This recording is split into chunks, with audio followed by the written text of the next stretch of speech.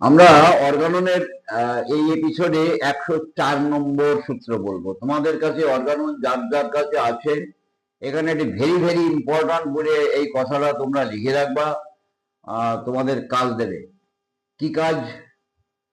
কোন রোগের বিশেষত্ব জ্ঞাপক ও পরিচয়ক লক্ষণ সমষ্টি সংগৃহীত, অথবা অন্য কথায় বলতে গেলে ওই রোগের প্রতিকৃতি যখন একবার যথাযথ অঙ্কিত হয়, তখন যে জাতীয় রোগই হোক না কেন, চুলকানি হোক আর মাথার যন্ত্রণা হোক, আর ঋতুস্রাব হোক আর নাক দিয়ে রক্ত পড়া হোক, আর কোমরের যন্ত্রণা হোক আর প্যারালাইসিস হোক, গ্যাংগ্রিন হোক আর পক্ষাঘাত হোক, কি যায় না, রোগী হোক না কেন, কার্যের সর্বাপেক্ষা কঠিন অংশ শেষ হয়। চিকিৎসক তখন বিরত চিররোগ হইলে ওই প্রতিচ্ছবিটিকে সর্বদাই তার সম্মুখে চিকিৎসা কার্যের পরিচালক রূপে পাইবেন। তাহলে এইবার এখানে প্রশ্ন থেকে যাচ্ছে, ঘরে ঘরে অর্গানন পড়ে গেলে কিন্তু কিছু বোঝা যায় না। প্রত্যেক লাইনের কিন্তু বিশেষত্ব কথাগুলি আলোচনা করা দরকার আছে। কোন রোগের বিশেষত্ব জ্ঞাপক, তার মানে অদ্ভুত লক্ষণ, একটা বিশেষত্ব ব্যাপার। পেটে ঠান্ডা যাচ্ছে আর মাথায় ঠান্ডা যাচ্ছে আর সব সর্বঙ্গ গরম যাচ্ছে, এটা বিশেষত্ব ব্যাপার না? সারা জায়গা চুলগুলি কালো, এই জায়গায় রেখে 10-12টা চুল সাদা, এটা বিশেষত্ব ব্যাপার না? এইরকম ওষুধের মধ্যে বা রোগের মধ্যে বা রোগীর মধ্যে বিশেষত্ব, পরিচয়ক লক্ষণ যাকে বলা হয়, বিশেষত্বপূর্ণ লক্ষণ, পরিচয়ক লক্ষণ, মানসিক বা শারীরিক, peculiar symptoms, uncommon peculiar symptoms ইত্যাদি ইত্যাদি, তোমরা যাই বলো না কেন, বিশেষত্ব জ্ঞাপক লক্ষণ। বলছে কোন রোগের বিশেষত্ব জ্ঞাপক এবং পরিচয়ক লক্ষণ সমষ্টি। একটা লক্ষণ দেখে কিন্তু হোমিওপ্যাথি ওষুধ দেওয়ার কোনো যুক্তি হয় না। তার কারণ দেখা যাচ্ছে লক্ষণ সমষ্টি না হলে চিত্র অঙ্কন হয় না। শুধু একটা পেনের দাগ দিলে একটা মানুষের চিত্র অঙ্কন করা যায় না। কতকগুলি দাগ যদি একত্রিত করে বেঁকিয়ে চেরিয়ে নানান ভাবে যদি তাকে দেখানো যায়, তাহলে কিন্তু একটা মানুষ আঁকা সম্ভব। তাহলে আমাদের একটা চিত্র অঙ্কন করতে হবে। কতকগুলি লক্ষণ বিশেষত্ব ব্যাপক, কতকগুলি লক্ষণ একত্রিত করলে, অর্থাৎ লক্ষণ সমষ্টি এক জায়গায় করলে একটা চিত্র অঙ্কিত হয়। এইটা কিন্তু হোমিওপ্যাথির সব থেকে বড় কথা।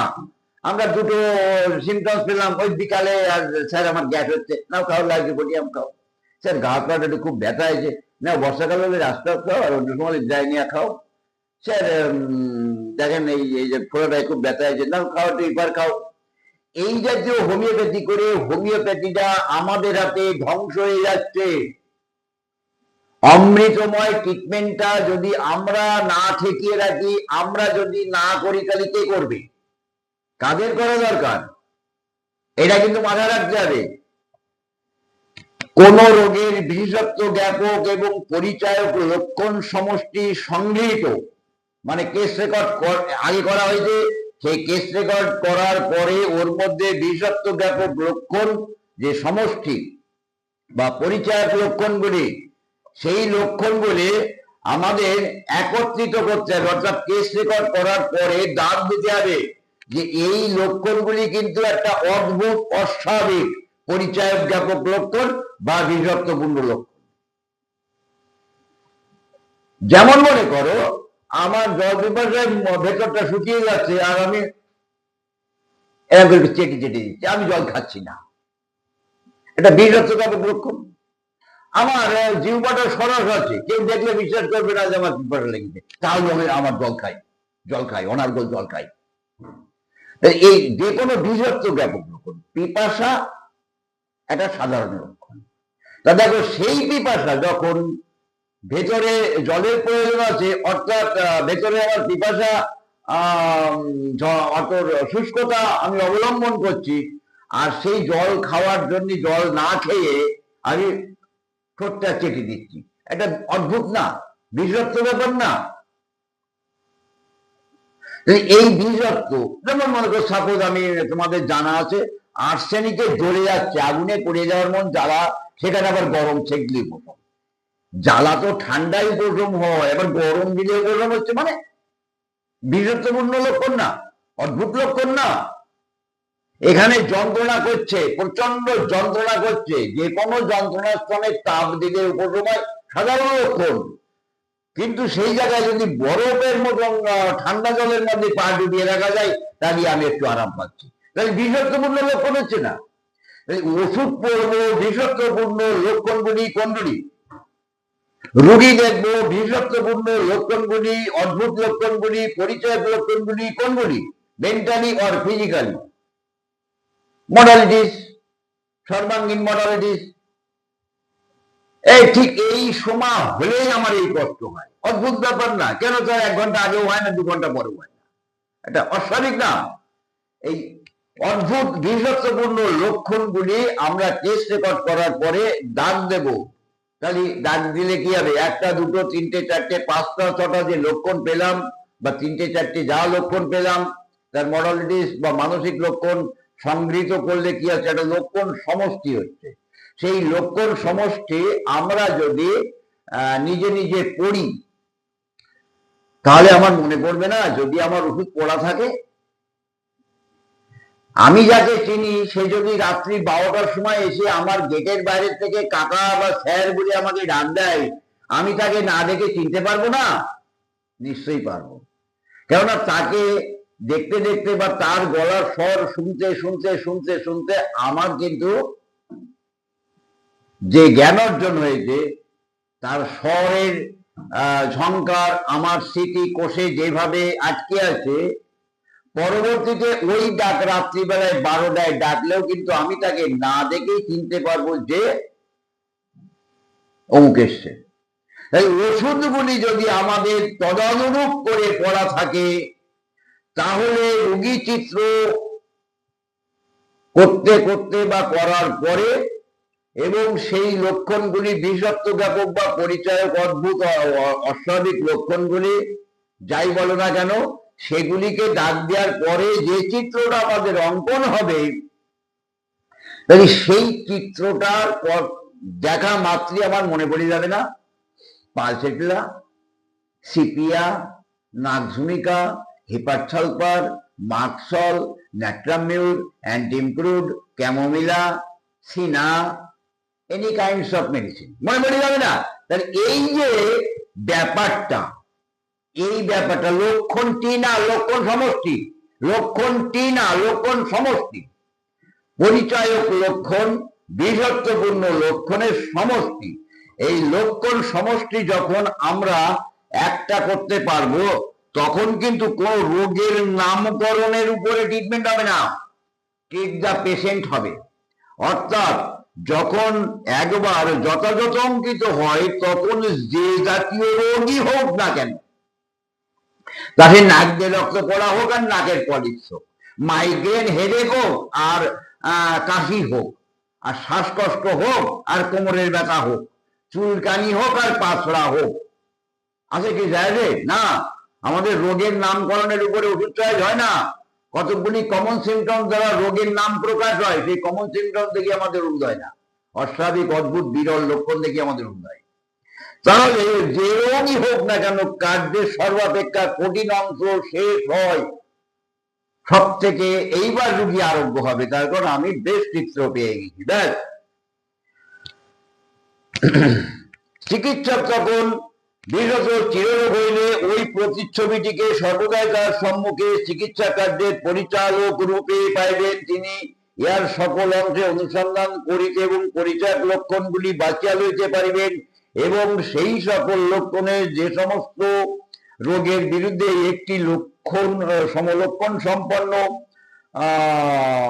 কৃত্রিম রোগ উৎপাদিকা শক্তি পরিচিত ঔষধ সমূহের লক্ষণ সমষ্টি হইতে একটি লক্ষণ সমলক্ষণ মতে নির্বাচিত ঔষধ রূপে প্রয়োগ করিতে পারিবেন।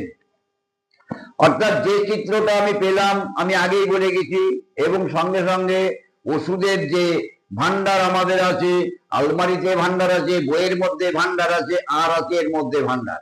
এই ভান্ডার তখন মনে করে দেবে অ্যান্টিমিক্রোডের পেশেন্ট, সুগার পেশেন্ট।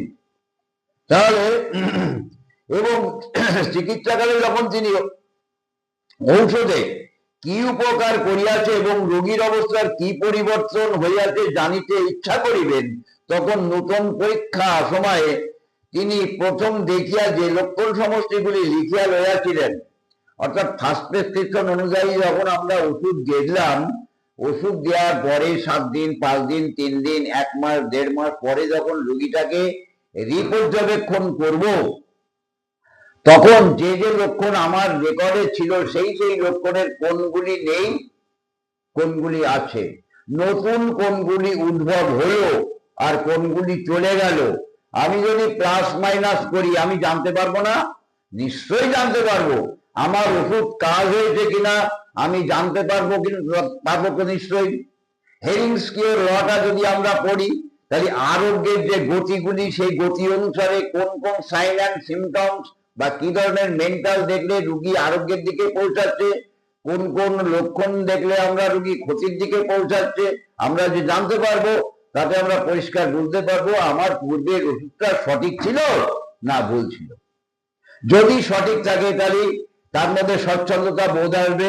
যাক, সেটা আমি তোমাদের হেডিংস কিওর ল পরে বলবো। তাহলে কিছু লক্ষণ কেটে দিতে, অর্থাৎ যেগুলি উপকার হয়েছে সেগুলি কেটে দিতে, নতুন লক্ষণ সমষ্টি আসলে লিপিবদ্ধ করতে পারবো, অর্থাৎ রোগীর উপকার হয়েছে আমি জানতে পারবো।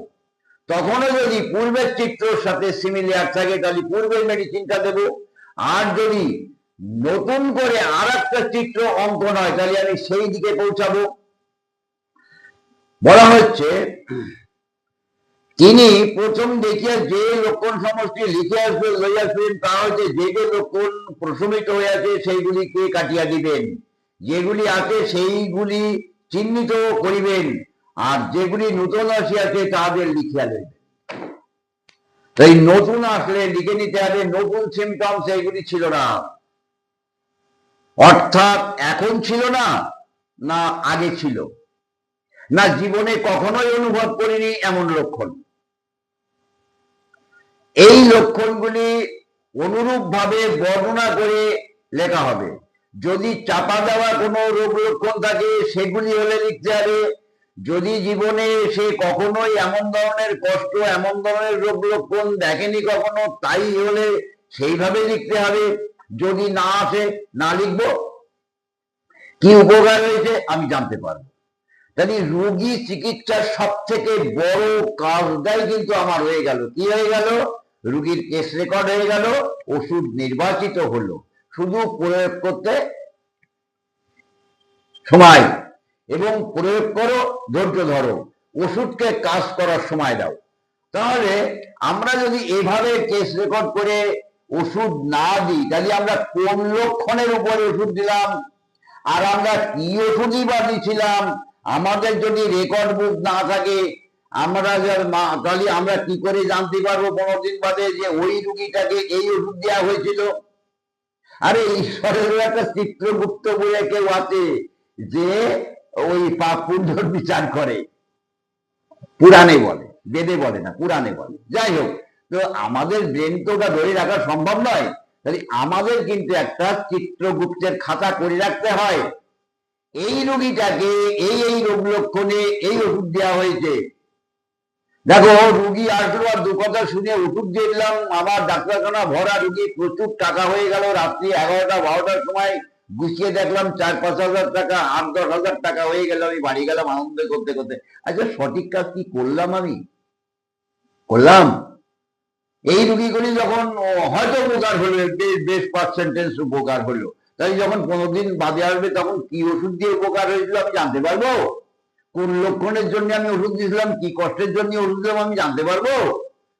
কেস রেকর্ড ছাড়া কোনো রুগীকে কোনো সময় ওষুধ দিবা না তোমরা।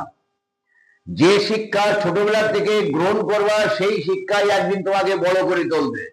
আর যদি ব্যাড হ্যাবিট ছোট থেকে এমন ধরনের চিত্র বা চরিত্র তোমাদের মধ্যে এসে যায়, তাহলে পরবর্তী জীবনে আর কিন্তু কখনোই ভালো হতে পারবে না, শুধরাতে পারবে না, মানুষ হতে পারবে না। টাকা হবে, টাকার জন্য চিন্তা নেই, ওই স্মাগলারি করলেও হয়। যাক, তাহলে এই আমরা 104 বললাম। তাহলে কেস রেকর্ড করার পরে বিভক্তপূর্ণ লক্ষণ, পরিচয়ক লক্ষণ অর্থাৎ লক্ষণ সমষ্টি, মানসিক লক্ষণ, দৈহিক লক্ষণ, অনুভূতি লক্ষণ এবং অস্বাভাবিক অদ্ভুত বিরল লক্ষণ এবং সর্বাঙ্গীন মডালিটিস বা আঙ্গিক মডালিটিস, এই লক্ষণগুলি আমাদের প্রয়োজন। দেখো, ঘুম হয় না, এটা সাধারণ লক্ষণ। এই সাধারণ লক্ষণটা ব্যতিক্রম হয়ে অসাধারণ হয়। সারাদিন ঘুমাচ্ছে, ওটাও একটা অস্বাভাবিক লক্ষণ। আর 3 দিন ধরে ঘুম আসে না, ওটাও একটা অস্বাভাবিক লক্ষণ। তাহলে এই যে অস্বাভাবিক, এই অস্বাভাবিক অদ্ভুত বিরল, অস্বাভাবিক অদ্ভুত বিরল এই লক্ষণগুলি এই ভাষা দিয়ে বোঝানো আছে। বিশেষত্ব ব্যাপক, পরিচায়ক লক্ষণ, অদ্ভুত, এই সমস্ত ভাষা দিয়ে বোঝানো আছে সাধারণ থেকে ব্যতিক্রমিক লক্ষণ সমষ্টি equal to medicine. Treat the patient, not the disease. Diarrhoea, পাতলা পায়খানা তো আমরা সালফার ব্যবহার করি, চুলকালেও সালফার ব্যবহার করি, দাঁতেও সালফার ব্যবহার করি, আবার পিরিয়ড বন্ধ হয়ে গেছে সালফার ব্যবহার করি, আবার পাগলকেও সালফার ব্যবহার করি, আবার বাতেও সালফার ব্যবহার করি। তাহলে আমাদের এইগুলি খেয়াল রাখবা, খুব মন দিয়ে আবার পড়বা।